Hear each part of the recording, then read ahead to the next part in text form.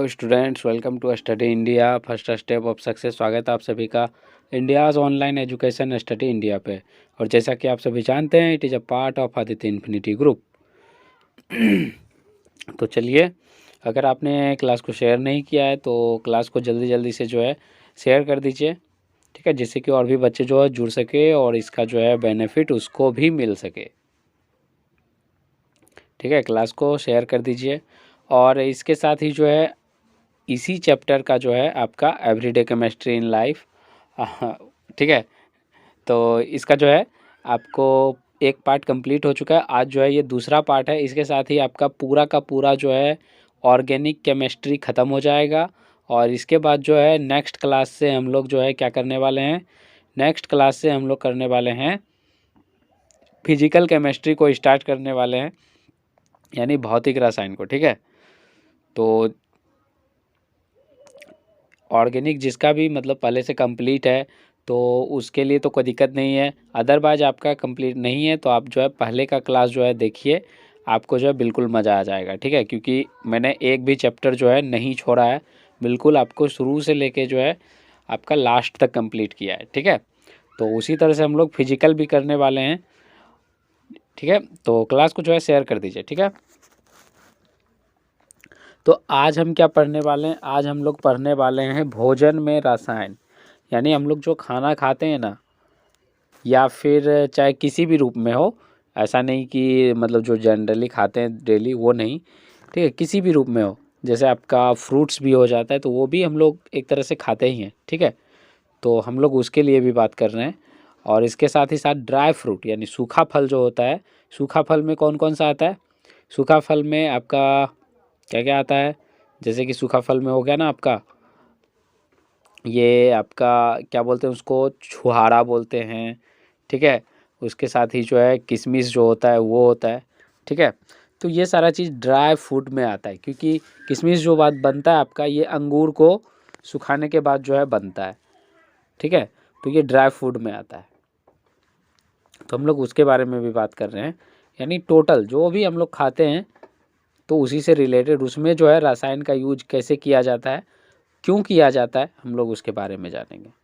ठीक है, आज का क्लास में हम लोग क्या क्या जानने वाले हैं, सबसे पहले ये जान लीजिए। तो भोजन के बारे में जानने वाले हैं। इसके साथ ही जो है आपको साबुन कितने प्रकार के होते हैं, और इसके साथ ही जो है अपमार्जक कितने प्रकार के होते हैं, और उसका यूज जो है कहाँ कहाँ होता है, ये सारा चीज़ हम लोग कवर करने वाले हैं। ठीक है, इसके साथ ही साथ जो है आपका ये चैप्टर कंप्लीट हो जाएगा, और इसके साथ ही साथ जो है आपका ऑर्गेनिक भी कंप्लीट हो जाएगा।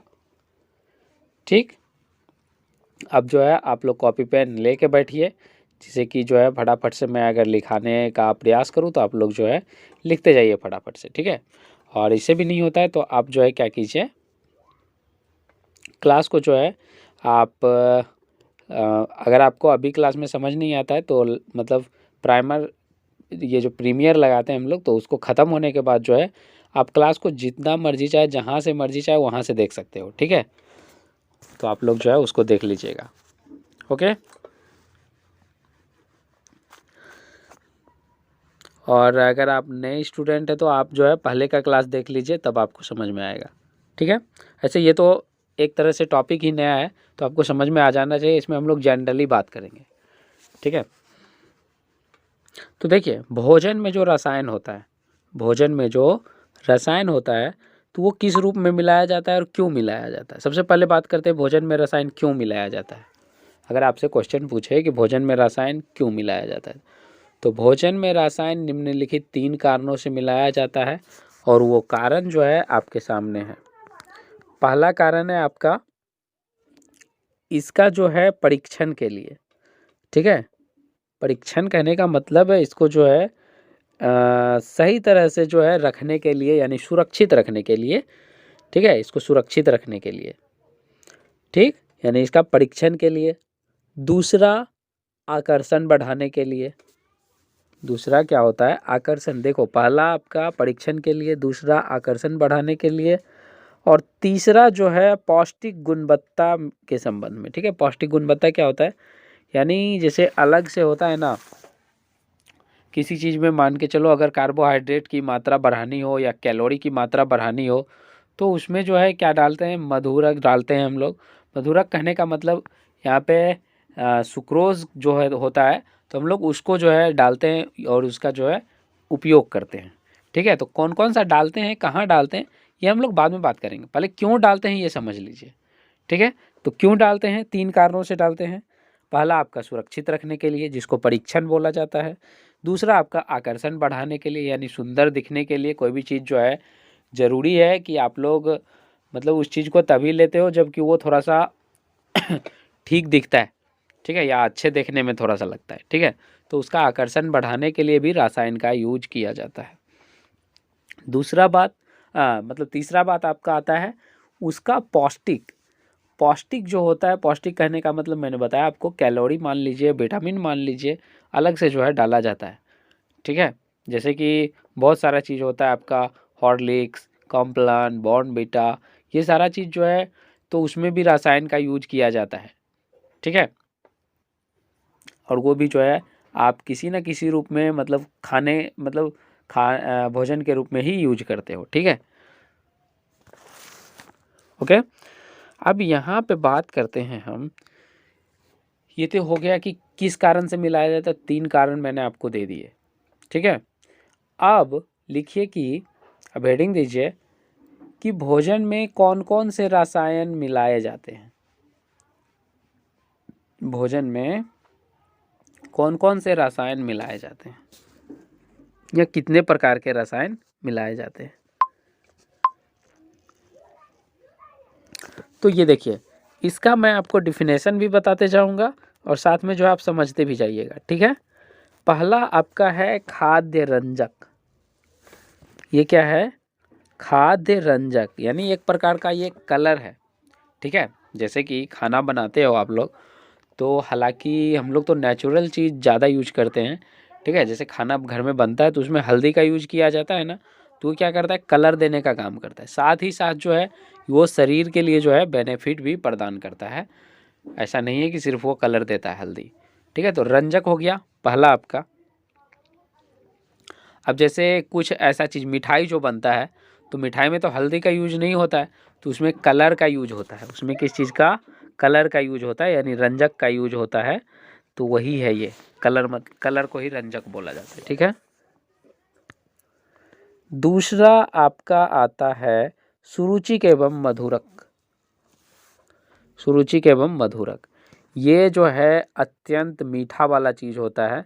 ठीक है, यानी किसी भी चीज़ को जो है ये आकर्षित करने का काम करता है। उसमें एक अजीब तरह का, मतलब अजीब क्या, मतलब एक अच्छे तरह का जो है स्मेल आना स्टार्ट होता है। ठीक है, तो वो भी किस तरह से, वो भी आपका रसायन का यूज करके किया जाता है। ठीक है,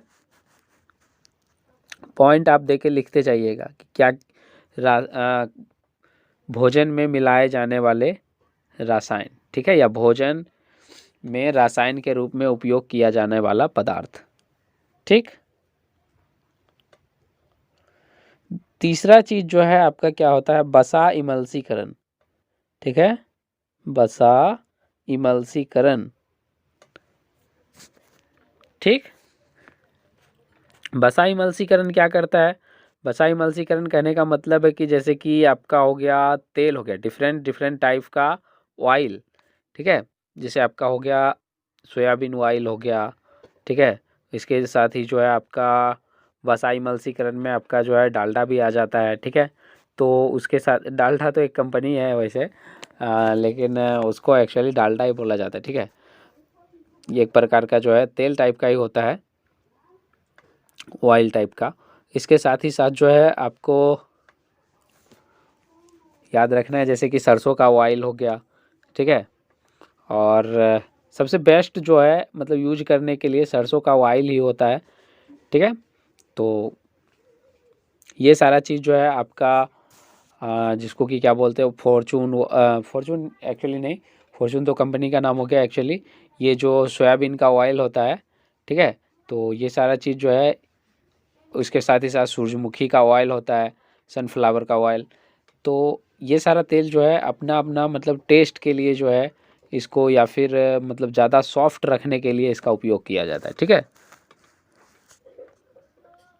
खाद्य इमल्सीकरण के बाद हो गया आपका आटा सुधारक। आटा सुधारक क्या होता है, इसमें जो है ना आपको मतलब कितना दिन का भी खाना खिला देगा, आपको पता भी नहीं चलेगा बना के। ये क्या होता है, ये जो आटा सुधारक होता है ना, ये बासीपन को रोकने के लिए किया जाता है।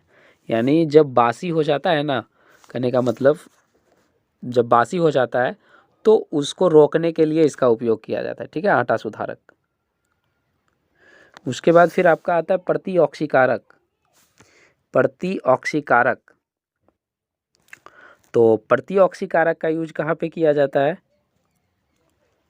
तो प्रतिऑक्सीकारक का यूज जो है ड्राई फूड यानी सूखा फल जो मैंने बताया, ठीक है, यानी किशमिश हो गया आपका, छुहारा हो गया, ये सारा ड्राई फूड में जो है इसका, सूखा फल में इसका उपयोग किया जाता है, ताकि ये जो है क्या हो, खराब नहीं हो, ठीक है। और ये जो है महीनों तक नहीं, ये जो है आपका बरसों तक सुरक्षित रख सकता है, ठीक है। यानी प्रतिऑक्सीकारक अगर मिला दिया जाए ड्राई फूड में तो ये जो है ना बरसों तक सुरक्षित रह सकता है, कुछ नहीं होगा, ठीक है। इसके साथ ही जो है आपका आता है एक परीक्षक। तो परीक्षक तो आपको उसी के बारे में हम लोग पढ़ ही रहे हैं। परीक्षक एक्चुअली क्या होता है, सुरक्षित रखने का एक जरिया होता है। तो सभी चीज़ को अलग अलग तरीके से सुरक्षित रखा जाता है, जैसे कि आपका, जैसे कि ड्राई फूड के लिए तो आपका ऑक्सीकारक चीज़ मतलब प्रतिऑक्सीकारक यूज किया जाता है। और भी डिफरेंस टाइप के जो भोजन होते हैं अलग अलग तरीके के, तो उसके लिए अलग अलग मटेरियल का यूज किया जाता है, ठीक है। तो एक परीक्षक जो है याद रखिएगा, ठीक है।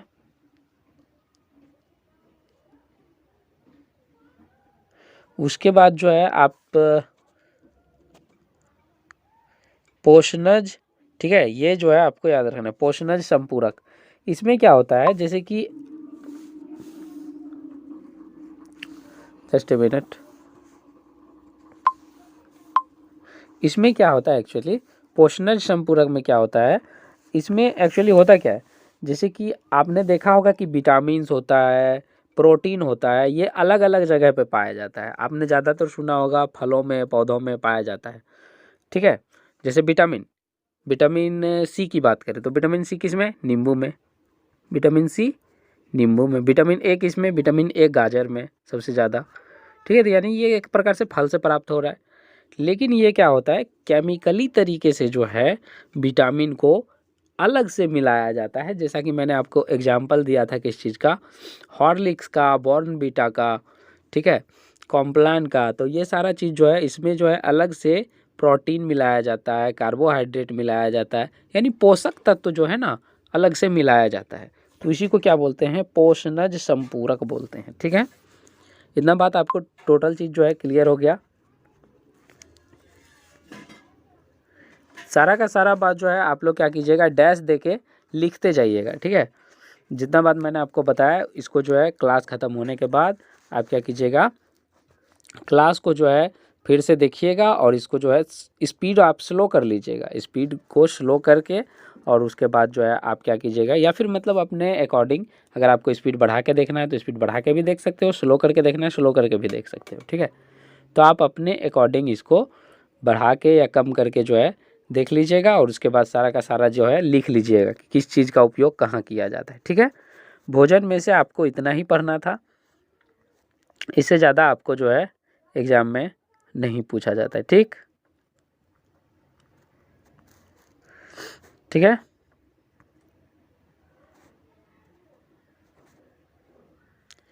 ये देखिए,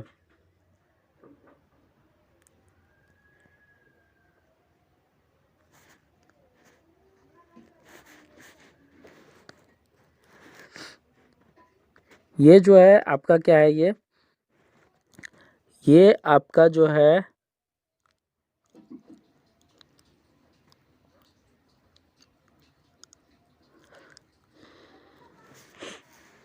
ये इसका मीठा का बात है, ठीक है, यानी कौन जो है कितना मीठा होता है, ठीक है। तो आपका देखिए यहाँ पे ये आपसे पूछा जाता है कि सबसे मीठा जो है वो क्या होता है, सबसे मीठा जो है वो क्या होता है। तो ये देखिए सबसे मीठा आपका एलिटेम होता है, ठीक है, एलिटेम। ये जो है आपका कितना होता है, 2000, ठीक है। इसका मीठा का जो अगर नापा जाए तो ये 2000 होता है, ठीक है। हालांकि सुक्रालोस भी जो है ये बहुत ज़्यादा होता है, 600 होता है, यानी ये जो है आपका एलिटेम जो है ये सबसे मीठा होता है, ठीक है। तो इसको आपको याद रखना है, बाकी इसमें और कुछ नहीं है। खाद्य परीक्षक मैंने बता दिया, प्रतिऑक्सीकारक जो है ये भी मैंने आपको बता ही दिया है, पूरा चीज़ जो है यहाँ पे आप कुछ नहीं है, ठीक है। अब आ जाता है आपका यहाँ पे साबुन। चलिए हेडिंग दीजिए अब आप, साबुन।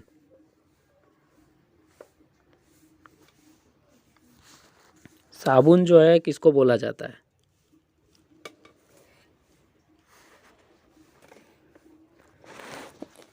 साबुन किसको कहते हैं, या साबुन जो है वो बनते कैसे हैं, ठीक है। आपसे पूछा जाता है कि साबुन जो है वो कैसे बनते हैं।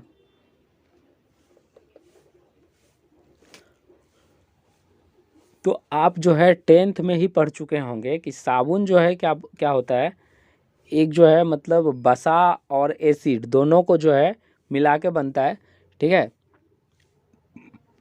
और इसमें जो एसिड यूज होता है वो काफ़ी लंबी श्रृंखला वाला जो है एसिड यूज होता है, ठीक है। इसका डिफिनेशन लिख लीजिए साबुन का। लिखिए, यह दीर्घ श्रृंखला वाला, यह लंबी श्रृंखला, लिखिए यह लंबी श्रृंखला वाला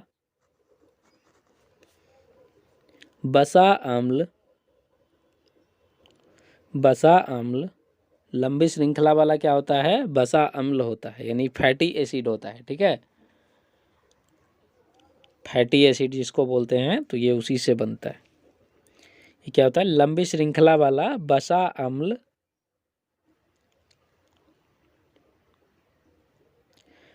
जैसे में कि लिखिए, जैसे सिट्रिक, सिट्रिक, ओलिक तथा पामीटिक। चलिए मैं आपके लिए यहाँ पे लिख देता हूँ थोड़ा सा। सिट्रिक, दूसरा आपका यहाँ पे चलिए लिखा हुआ है ही, यहाँ देखिए पहला आपका कहाँ गया,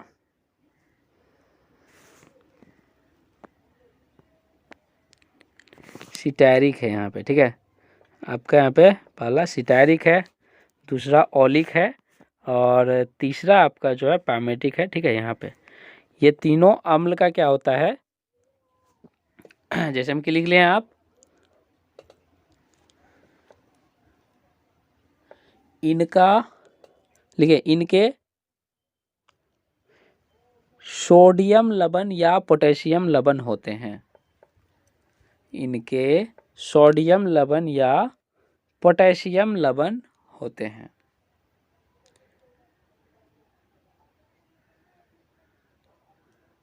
ठीक है। यानी ये जो फैटी एसिड होता है, फैटी एसिड कौन सा, पहला तो आपका क्या हो गया सिट्रिक, दूसरा आपका क्या हो गया ओलिक, और तीसरा आपका पामीटिक। ये तीनों के सोडियम या पोटेशियम लवण से प्राप्त होता है साबुन, ठीक है।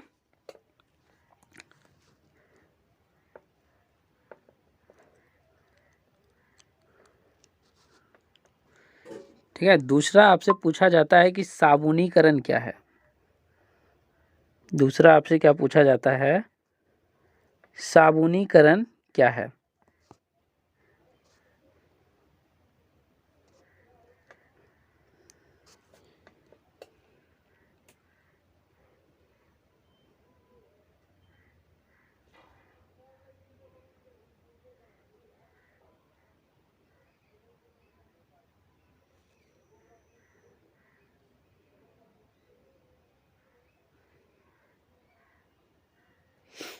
ठीक है, लिखिए साबुनीकरण क्या है। लिखिए इसका आंसर जो है, लिखिए आप, लिखिए जब सोडियम लवण वाले, जब सोडियम लवण वाले साबुन, जब सोडियम लवण वाले साबुन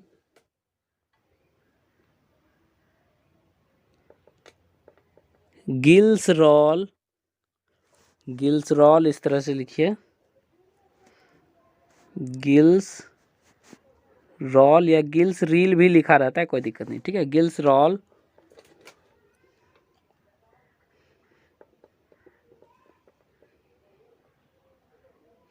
glycerol ester, glycerol ester, glycerol ester, ठीक है, ग्लिसरॉल एस्टर,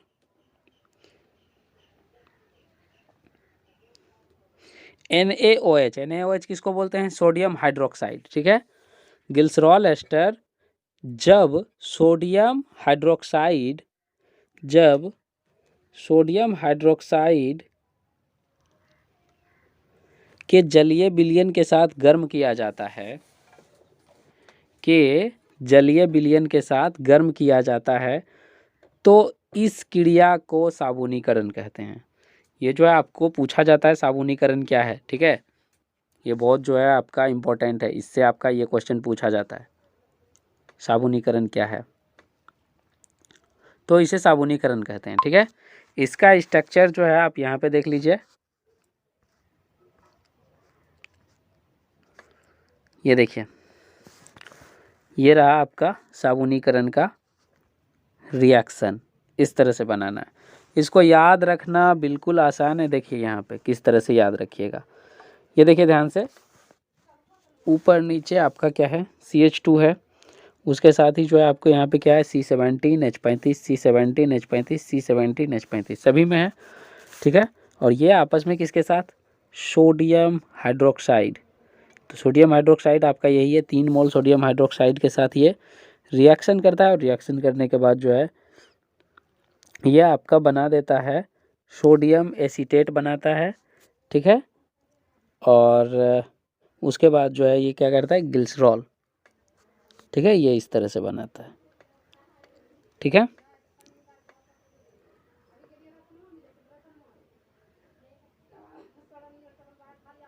ठीक है, ये इसी तरह से हो गया, इसको याद रख लीजिएगा।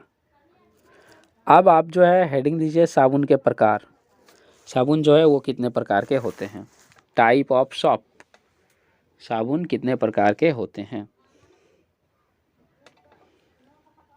साबुन कितने प्रकार के होते हैं।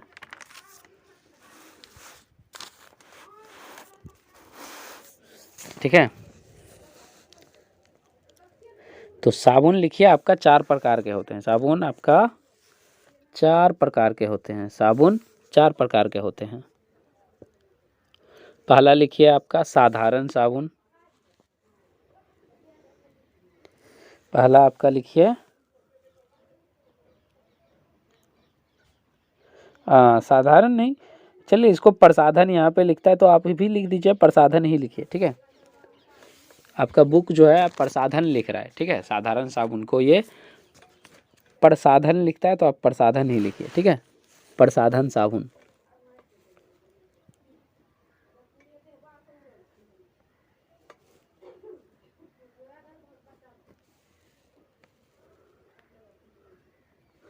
ठीक है, दूसरा आप लिखिए पानी में तैरने वाला साबुन, पानी में तैरने वाला मछली नहीं, यहाँ पे पानी में तैरने वाला साबुन लिखिएगा, ठीक है। दूसरा पानी में तैरने वाला साबुन। तीसरा लिखिए आप पारदर्शी साबुन, जिसमें कि इस पार से उस पार दिख जाता है आपको, जैसे कि आपको एग्जाम्पल दें तो बीन साबुन यूज किया है आप लोगों ने कभी, ठीक है, बीन, बीन या फिर आपका पियर्स, ठीक है, पियर्स भी जो है आपका एक एग्जाम्पल है पारदर्शी साबुन का, इसमें आपको इस पार से उस पार दिख जाएगा।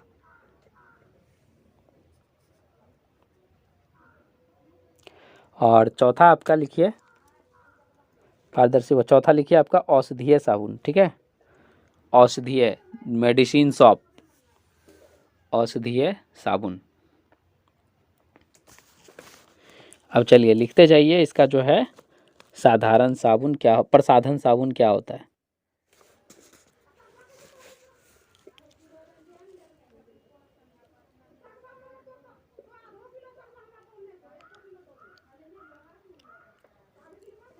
लिखिए प्रसाधन साबुन, 1 नंबर देके लिखिए, प्रसाधन साबुन उत्तम प्रकार के तेल एवं वसा से बनाया जाता है।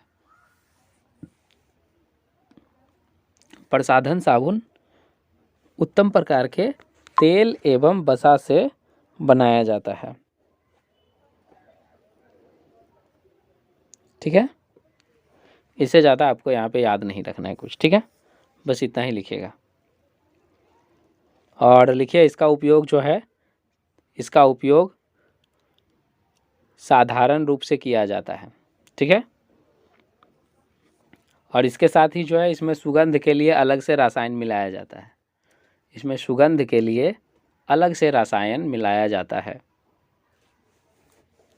हो गया, प्रसाधन साबुन हो गया। दूसरा लिखिए आप पानी में तैरने वाला साबुन। पानी में तैरने वाला साबुन क्या होता है? तो लिखिए पानी में तैरने वाला साबुन, पानी में तैरने वाला साबुन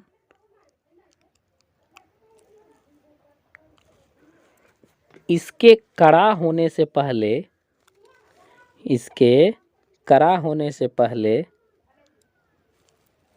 उसमें वायु के बुलबुले, उसमें हवा के बुलबुले, ठीक है, हवा वायु दोनों एक ही होता है, तो उसमें हवा के बुलबुले,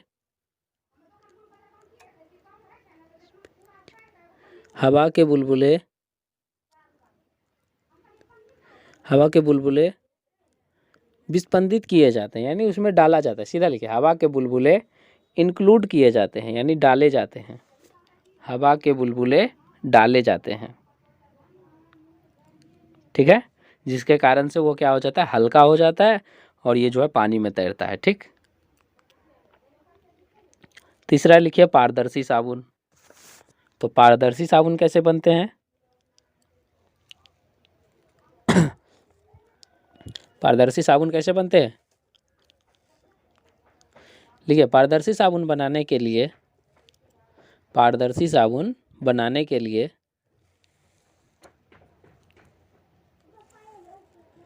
इसे इथाइल अल्कोहल में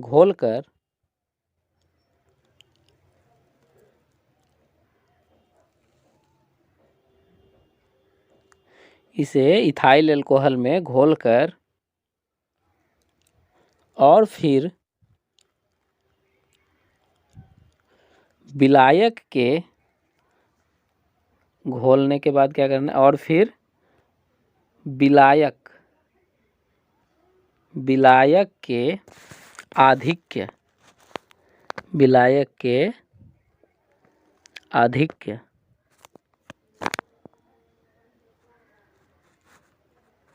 विलायक के आधिक्य को वाष्पित करके बनाया जाता है। वाष्पित करके बनाया जाता है।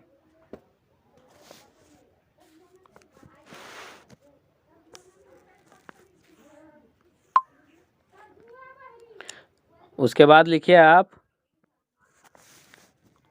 औषधीय साबुन। ठीक है, लिखिए उसके बाद औषधीय साबुन।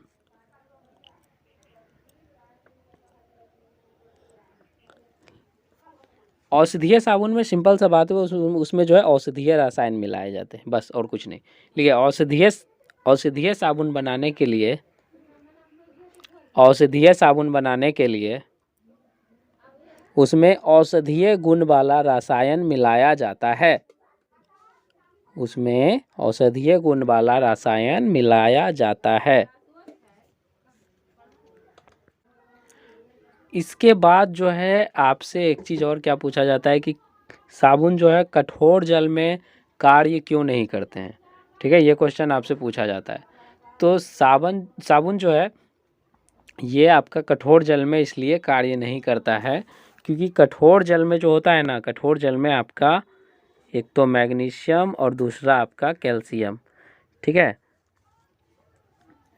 इसके जो है घटक पाए जाते हैं आपका मैग्नीशियम और कैल्शियम का।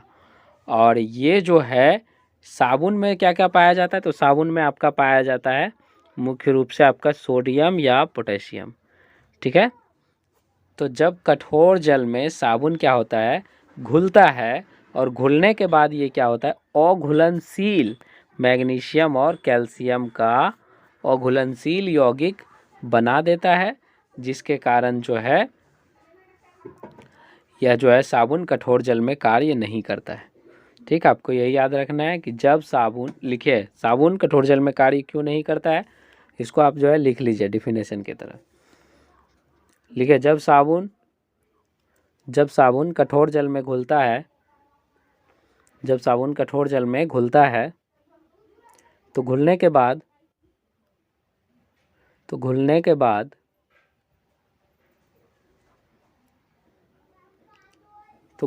बाद यह कैल्शियम और मैग्नीशियम का अघुलनशील यौगिक, तो यह कैल्शियम और मैग्नीशियम का अघुलनशील यौगिक का निर्माण करता है, इसलिए साबुन कठोर जल में कार्य नहीं कर पाता है। ठीक है, उसके बाद जो है आपका ये समीकरण है। ठीक है, ये समीकरण रहा आपका। ये देखिए यहाँ पे ये साबुन है, यही साबुन जो है वहाँ पे आपने बनाया था C17 और H जो है 35 वाला। ठीक है, ये 2 मोल जो है ये यहाँ पे बना हुआ है। ठीक है, और COON ये साबुन हो गया। इसके बाद जो है आपका ये या तो CaCl2 पाया जाता है कठोर जल में या फिर MgCl2। तो यहाँ पे CaCl2 दिया हुआ है, आपको MgCl2 भी दे सकते हैं, कोई दिक्कत नहीं। ठीक है, तो यहाँ पे ये फिर क्या बना दिया, ये बना दिया आपका 2NaCl, ये बना दिया आपका सोडियम साबुन, सोडियम क्लोराइड जो है बनाया है, लेकिन ये एक प्रकार का साबुन जो है सोडियम साबुन बन जाता है। ठीक है, तो ये तो जो है आपका घुल ही जाता है, ये जो है क्या होता है, ये घुल जाता है, लेकिन ये फिर जो है आपका क्या बना लेता है, ये इस प्रकार का यौगिक बना लेता है, जो कि क्या होता है, एक अघुलनशील यौगिक है जो कि जल में नहीं घुलता है। ठीक है, तो ये समीकरण आपको याद रखना है। ठीक है, ये आपको वहाँ पे लिखना भी है। ठीक, और एक चीज़ और रह गया आपको, इसी को जो है क्या बोलते हैं, इसको क्या बोला जाता है, ये देखिए ये है आपका कैल्शियम साबुन। ठीक है, ये जो है अघुलनशील होता है। ठीक, हो गया। अब जो है साबुन हो गया आपका। अब लिखिए दूसरा अपमार्जक। हेडिंग दीजिए अपमार्जक। आपसे क्वेश्चन जो है ये एक्चुअली 10 में पूछा जाता है, लेकिन अगर आपका लक खराब रहा, बैड लक, तो आपको उसको भी काउंट करके चलना है। अगर आपका बैड लक रहा तो ये भी पूछ लेता है कभी कभी, 10th का सवाल भी जो है रिपीटेड हो जाता है, जो कि थोड़ा सा अच्छा सवाल होता है। जैसे कि आपसे पूछ लेता है कभी कभी, साबुन और अपमार्जक में क्या अंतर है। ठीक है, तो साबुन और अपमार्जक में मुख्यतः यही अंतर है कि साबुन जो है ये कठोर जल में कार्य नहीं करता है, जबकि अपमार्जक कठोर जल में आसानी से कार्य करता है। एक अंतर हो गया। दूसरा अंतर, साबुन कठोर जल में झाग नहीं देता है। मैं क्या बात कर रहा हूँ, झाग का।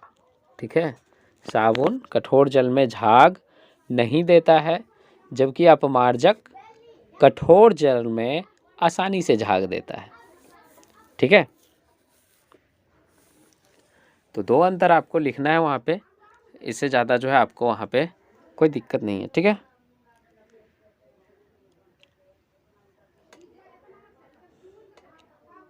और इसके बाद जो है आपको, चलिए बस यही अंतर है साबुन और अपमार्जक में।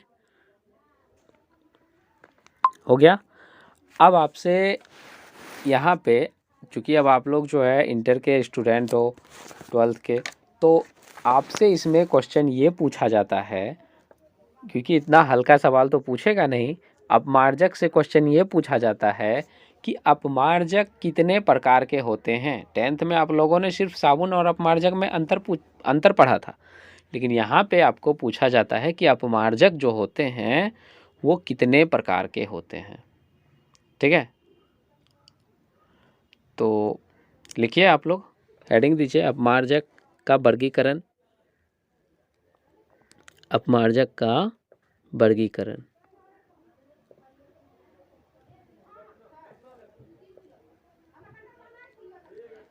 ठीक है, लिखिए अपमार्जक मुख्यतः 3 प्रकार के होते हैं। अपमार्जक मुख्यतः 3 प्रकार के होते हैं। साबुन 4 प्रकार के, अपमार्जक 3 प्रकार के। ठीक, अपमार्जक मुख्यतः 3 प्रकार के होते हैं। पहला, ये आपको दिख रहा है, ऋणायनी अपमार्जक। ये देखिए, पहला आपका ऋणायनी अपमार्जक। पहला क्या होता है? ऋणायनी अपमार्जक। दूसरा धनायनी, ठीक है, यानी इस पे ऋण आयन और उस पे धन आयन। दूसरा लिखिए धनायनी, ये देखिए दूसरा आपका धनायनी अपमार्जक, धनायनी अपमार्जक। और तीसरा जो होता है अनायनिक, अनायनिक मतलब उसमें आयन नहीं होता है। तीसरा आपका अनायनिक अपमार्जक, तीसरा अनायनिक अपमार्जक, अनायनिक अपमार्जक। चलिए आप हेडिंग दीजिए, ऋणायनी अपमार्जक किसको बोलते हैं ये हम लोग जानते हैं। ठीक है, हम लोग शॉर्टकट में जानेंगे, ज़्यादा आपको जानने का ज़रूरत नहीं है। ठीक है, सिर्फ जो है आप अपना थोड़ा सा इसको अगर चाहते हैं कि आप जो है मतलब आगे भी इसको काम में लेना चाहते तो आप इसको रिएक्शन को भी लिखते जाइएगा साथ में। ठीक है, ये रहा आपका रिएक्शन। ठीक है, ये किसका रिएक्शन है? ये एक्चुअली ऋणायनी का है। ठीक है, तो आपको ऋणायनी का ही है, ऋणायनी का ही चाहिए ना। चलिए, तो इतना आपको ज़रूरत नहीं है करने का। आप सिंपल सा जो है लिख लीजिए यहाँ पे ऋणायनी मैं आपको लिखाता हूँ, ऋणायनी अपमार्जक दे के डैश दीजिए, ऋणायनी अपमार्जक दे के डैश दीजिए। देखिए यह लंबी श्रृंखला वाला, देखिए यह लंबी श्रृंखला वाला एल्कोहल या हाइड्रोकार्बन के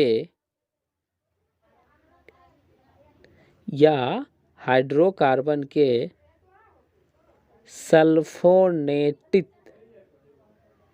व्युत्पन्न होते हैं। सल्फोनेटित, ये देखिए यहाँ पे आपको लिखा हुआ है सल्फोनेटित।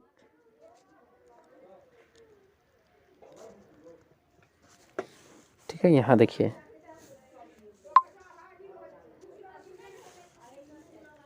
ये देखिए यहाँ पे सल्फोनेटित, ठीक है, होते हैं। ठीक है, अब लिखिए इसे सांद्र H2SO4 से, इसे सांद्र H2SO4 से अभिक्रिया कराने पर एल्काइल हाइड्रोजन सल्फेट बनाते हैं। Alkyl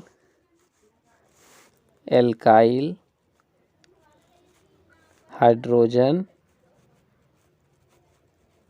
sulphate, alkyl hydrogen sulphate बनाते हैं। ठीक, हो गया। अब लिख लीजिए इसका यूज, इसका यूज जो है कहाँ किया जाता है। ठीक है,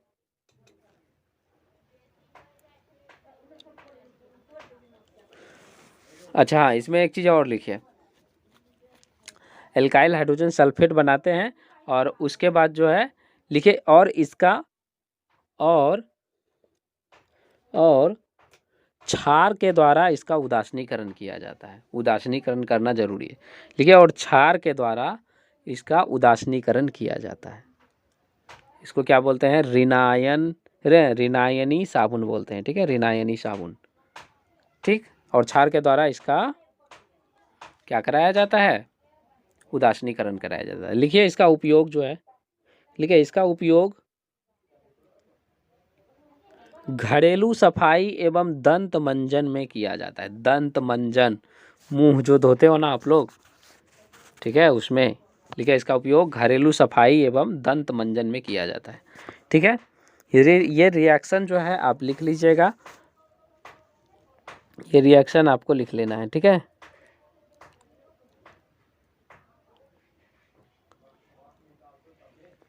ठीक है, चलिए, इसमें और ज़्यादा कुछ नहीं है। ठीक है, इसके बाद हम आते हैं कहाँ पे,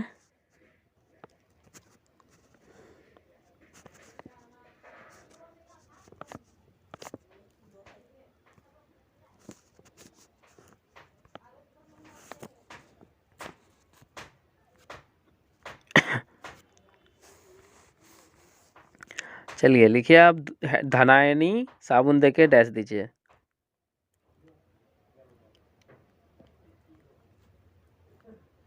धनायनी साबुन देके डैश दीजिए।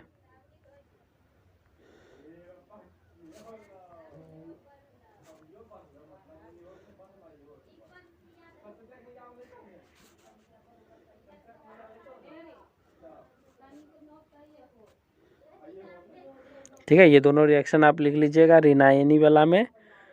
ठीक, और उसके बाद जो अभी हम लोग क्या पढ़ने वाले हैं, धनायनी। तो चलिए धनायनी आप मार्जक लिख के जो है डैश दीजिए।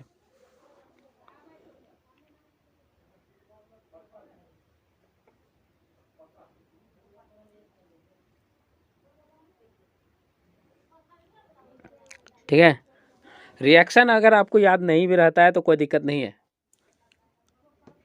उतना टेंशन लेने का कोई ज़रूरत नहीं है। ठीक है,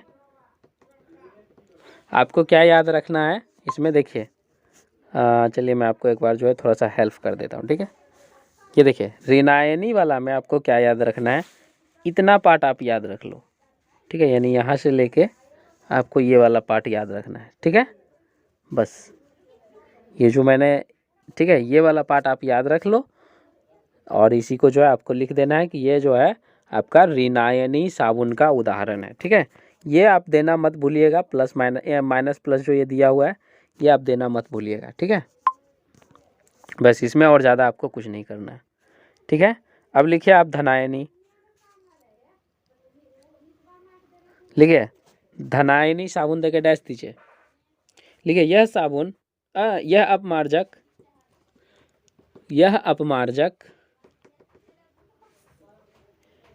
एमीन के एसीटेट क्लोराइड या ब्रोमाइड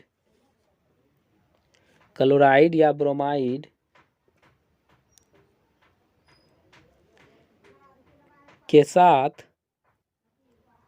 साथ बना हुआ एक लवण होता है, के साथ बना हुआ एक लवण होता है। लिखिए इसके धन आवेश पर लंबी हाइड्रोकार्बन की श्रृंखला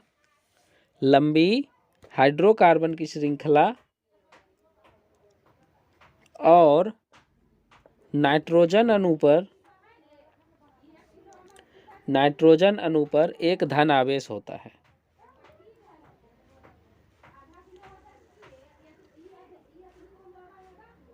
ठीक है,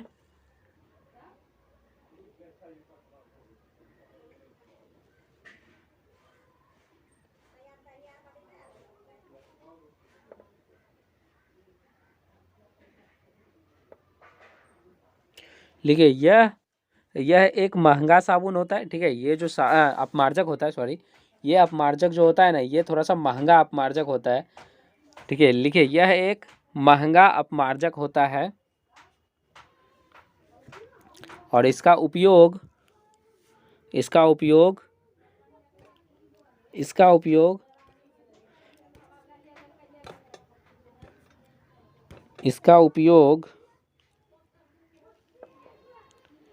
फेस कंडीशनर में डाला, ठीक है, इसका किसमें, आपको फेस कंडीशनर, ठीक है, फेस वॉश और कंडीशनर जो होता है उसमें डाला जाता है। यहाँ देखिए फेस कंडीशनर है ना, फेस कंडीशनर में डाला जाता है। ठीक है, इसका उपयोग फेस कंडीशनर में होता है, बस इतना लिख लीजिए। बाकी इसका स्ट्रक्चर जो है इस तरह से याद रख लीजिए। ऋणायनी आवेश का बस आपको इतना रिएक्शन पूरा याद करने का कोई ज़रूरत नहीं है, ये वाला पार्ट आप याद कर लीजिए। ठीक, इसको लिख लीजिएगा अपने कॉपी पे। ठीक है, ऋणायनिक हो गया। अब आप लिखिए अनायनिक, अनायनिक अपमार्जक। ठीक है, और इसके साथ ही जो है आपका पूरा ऑर्गेनिक का कहानी खत्म। ठीक है, लिखिए अनायनिक अपमार्जक, लिखिए अनायनिक अपमार्जक। अनायनिक अपमार्जक की संरचना में कोई आयन उपस्थित नहीं रहता है, कोई आयन उपस्थित नहीं रहता है। यह सिट्रिक अम्ल, यह सिट्रिक अम्ल तथा पॉलीएथिलीन, यह सिट्रिक अम्ल तथा polyethylene glycol,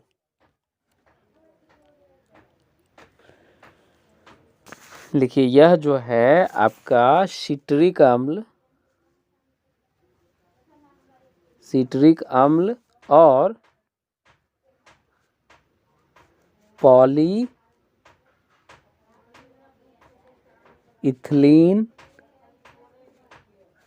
glycol, polyethylene glycol अभिक्रिया से बनाया जाता है। लिखिए उसका उपयोग जो है बर्तन धोने वाला लिक्विड जो होता है ना, लिक्विड आता है, बर्तन धोने वाला दर्व जो आता है, ठीक है, बर्तन धोने वाला लिक्विड के रूप में किया जाता है। इसका उपयोग बर्तन धोने वाला लिक्विड यानी दर्व, ठीक है, लिक्विड, लिक्विड, ठीक है, बर्तन धोने वाला लिक्विड के रूप में किया जाता है। ठीक,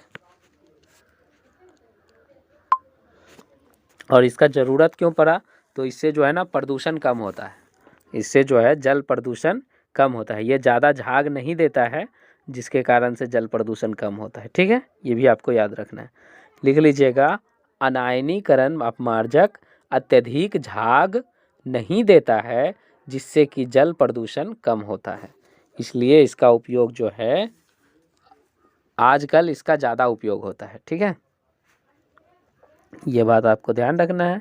जैसे कि अगर आपसे पूछ ले कभी क्वेश्चन में कि अनायनीकरण का उपयोग आजकल ज़्यादा क्यों होता है, तो सिंपल सा बात याद रखिएगा कि यह जो है अत्यधिक झाग नहीं देता है जिसके चलते जो है जल प्रदूषण कम होता है, इसी वजह से आजकल इसका अत्यधिक उपयोग होता है। ठीक है, और अनायनीकरण का समीकरण ये रहा। तो समीकरण जैसा कि मैंने आपको बताया याद रख लेते हैं तो अच्छी बात है। हाँ, इसमें आपको याद रखना ही पड़ेगा क्योंकि ये जो है आपका पॉली, ठीक है, इसमें आपका पॉलीमर रिएक्शन का जो है थोड़ा सा यूज हुआ है, तो इस वजह से इसको आपको याद रखना पड़ेगा। ठीक है, ये आप याद रख लीजिए, और नहीं याद रखना चाहते हैं तो भी कुछ ना कुछ तो विकल्प होता ही है, तो ये आप कम से कम इतना याद रख लीजिए।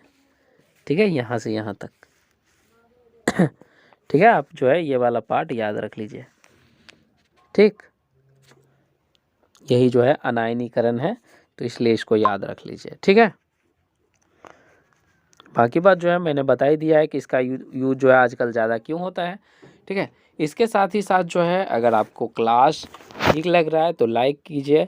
ठीक है, और अदरवाइज आप क्या कीजिए, क्लास को शेयर कीजिए, और अगर आप एक नए स्टूडेंट हैं तो चैनल को सब्सक्राइब कर लीजिएगा, जिससे कि आपको डेली जो है मंडे टू सैटरडे आपका जो है क्लास होता है, तो वो क्लास का नोटिफिकेशन आपको मिलता रहेगा। साथ में बेल आइकॉन दबा दीजिएगा। ठीक है, तभी जो है आपको क्लास का नोटिफिकेशन जो है वो मिलते रहेगा। ठीक है, जब भी क्लास आपका स्टार्ट होगा तो उससे आधे घंटे पहले जो है आपको नोटिफिकेशन मिल जाएगा, ताकि आप जो है अलर्ट हो जाइए। ठीक है, और अदरवाइज आपको कुछ सवाल पूछना है तो आप जो है क्या कीजिए, कमेंट कीजिए कि ये जो है मतलब ये टॉपिक समझ नहीं आया, तो उसके साथ ही जो है आपको अगर पूरे डिटेल के अंदर जानना है उसके बारे में, तो आप जो है क्या कर सकते हो, आप जो है व्हाट्सएप से जुड़ सकते हो, टेलीग्राम पे जुड़ सकते हो। ठीक है, यानी आपको उसका रिप्लाई जहाँ पे भी चाहिए आपको मिल जाएगा, क्योंकि जो है यूट्यूब के अंदर तो सिर्फ कमेंट कर सकते हैं, उसके अलावा तो कुछ कर नहीं सकते हैं। तो इस वजह से आपको पूरा डिटेल के अंदर इसका सॉल्यूशन चाहिए या जवाब चाहिए, तो आप जो व्हाट्सएप या टेलीग्राम, ठीक है, यूज कर सकते हो। मतलब जो भी आप सोशल मीडिया यूज करते हो तो वो जो है आपको वहाँ पे मिल जाएगा। टेलीग्राम में आपको सर्च करना है, टेलीग्राम से जुड़ने के लिए आपको सर्च क्या करना है, स्टडी इंडिया सर्च कीजिएगा। आपको जो है जो चैनल का आइकॉन है उसी तरह का आइकॉन आपको दिखेगा, और उसके बाद जो उसमें आप ज्वाइन हो जाइएगा। ठीक है, उसमें भी ज़्यादा मेंबर जो है नहीं है, क्योंकि अभी जो है बहुत आदमी को पता ही नहीं है कि मतलब रेगुलर क्लास हो रहा है। ठीक है, तो इसलिए जो है आप लोग से रिक्वेस्ट है कि क्लास को ज़्यादा से ज़्यादा शेयर कीजिए, जिससे कि इसका बेनिफिट अन्य लोगों तक पहुंच सके। ठीक है, ओके, मिलते हैं आपको नेक्स्ट क्लास में। तब तक के लिए bye bye and have a nice day.